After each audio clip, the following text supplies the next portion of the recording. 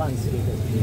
Saya sendiri tadi ya sudah sampai pertanyaan ke-24 ya gitu, dan sudah sampai ke pertanyaan-pertanyaan yang lebih banyak soal identitas tadi.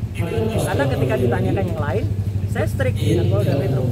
Polda Metro memberikan saya surat undangan untuk peristiwa tanggal 26 Maret tahun 2020 ya.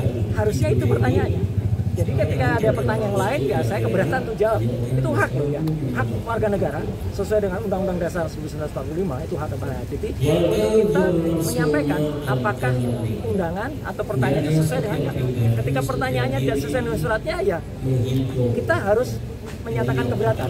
Yang kedua adalah lucu, dalam undangan itu tidak ada juga siapa terlapornya. Padahal kan sudah disebut mana-mana sudah ember tuh ya, lawyernya mengatakan terlapornya adalah ini. Tapi dalam surat itu nggak ada. Jadi kalau dalam surat itu nggak ada, ya kita nggak wajib itu melakukan klarifikasi. Pelapornya ada, Joko Widodo, ya pasal-pasalnya banyak banget gitu. Tapi terlapornya nggak ada. Nah, terlapornya penting ya teman-teman. Jangan asal mau kemudian diambil keterangan. Kalau ternyata terlapornya itu saudara kita sampai dengan 3 tahap, kita nggak wajib memberikan, karena bisa jadi kita nanti nggak diakui keterangan kita karena itu saudara. Apalagi yang terlapor itu misalnya kita sendiri, ya. Jadi kita nggak usah kasih jawaban karena kita berhak untuk diam, berhak untuk tidak memberikan keterangan kalau memang itu tidak tertulis. Jadi terlapornya tidak ada. Ini penting banget ya terlapornya. Yang kedua adalah locus delicti dan tempus delicti 26 Maret itu saya berpegang ke situ. Jadi kalau bukan itu yang ditanyakan, saya keberatan untuk jawab. Kemudian satu lagi adalah barang buktinya. Itu disebut Undang-Undang Informasi Elektronik bla bla bla bla. Mohon maaf sekali lagi, saya ikut merumuskan Undang-Undang Informasi dan Transaksi Elektronik. Jangan sembarangan menggunakan pasal itu untuk mempidanakan orang. Ya, Undang-Undang Informasi dan Transaksi Elektronik dibuat dengan niat baik agar Indonesia itu terlepas dari dikucilkan ke dunia internasional karena kita tidak memiliki undang-undang dalam bidang e-commerce. Jadi pasal-pasal itu adalah misalnya untuk 32 dan 35. Itu misalnya untuk seseorang kirim bukti transfer kepada teman. Tapi bukti transfer direkayasa, ditakutin 1 juta dijadikan 10 juta. Nah, itu yang dipidana. Ada orang misalnya ya posting ini ijazah asli gitu. Tapi ternyata yang punya ijazah nggak mengakui kalau itu asli. Ya, kader partai itu. Ya, dia yang harusnya bisa kena itu. Dia bisa kena 8 tahun atau 12 tahun.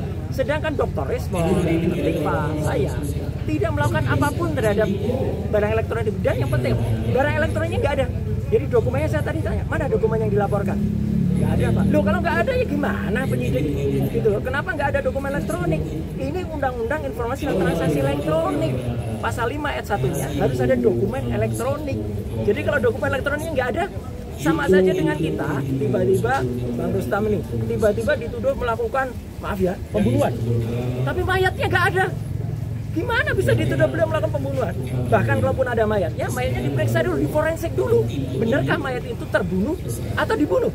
Kalau Bang Rusman tiba-tiba ngaku aja saya mau, ya kasihan beliau dong.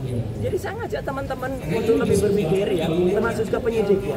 Jangan Anda mau ya diminta untuk mencantumkan pasal-pasal yang bukan peruntukannya gitu loh. Jadi 3 itu yang kemudian saya pertanyakan, ya diselundupkan pasal itu. Jadi sekali lagi saya tetap mengapresiasi Polda Metro dan saya cepat ya jam 10 tadi itu sudah 24 pertanyaan. Ya kalau rata-rata pada sampai 40-70 ya insya Allah nggak sampai sore ya atau nggak sampai malam lah. Mungkin sore nggak apa-apa lah, kami ngobrol-ngobrol sambil ngasih kuliah kan nggak apa-apa. Jadi kita ngasih kuliah tentang undang-undang ITE tadi di dalam itu. Ini naskah akademiknya, ini harusnya pasal ini digunakan. Siapa itu. Jadi itu yang benar, jangan asal mau kita dipaksa. Orang tuh harus tahu hukum, tapi jangan sampai orang itu kemudian dipaksa untuk menjalankan hukum yang tidak pada semestinya. Itu saya kira. Pak Roy, kan tadi kan juga disebutkan. Download Tribun X sekarang, menghadirkan lokal menjadi Indonesia.